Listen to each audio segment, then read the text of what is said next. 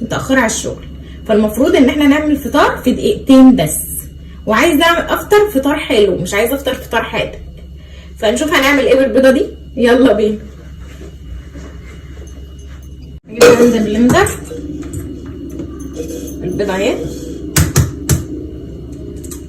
اكسر البيضه كده، احط 3 معالق كبار سكر،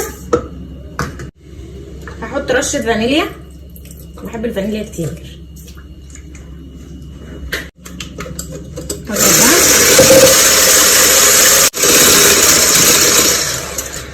بس خلاص انا ضربته لحد ما ابيض كده بقى بالمنظر ده كده.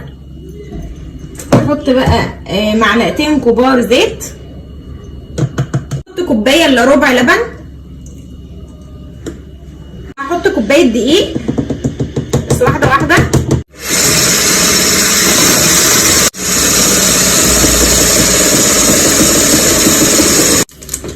هحط معلقه كبيره بيكنج باودر،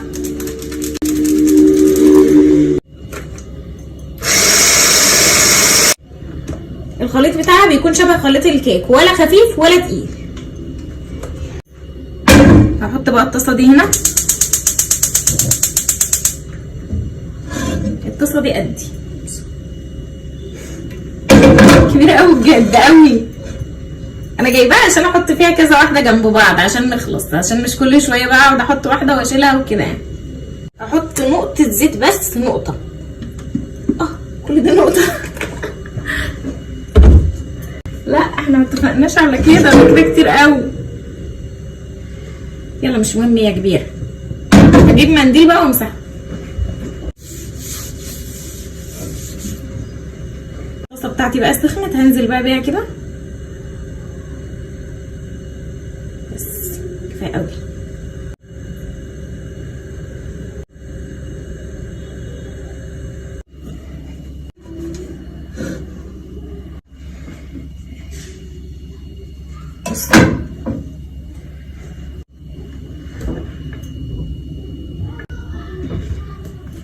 بصوا شكله سكر قوي، مفيش دقيقتين بالظبط كنت مخلصه.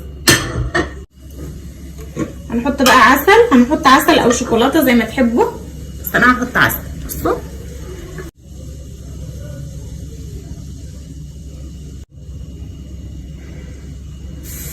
يلا باي.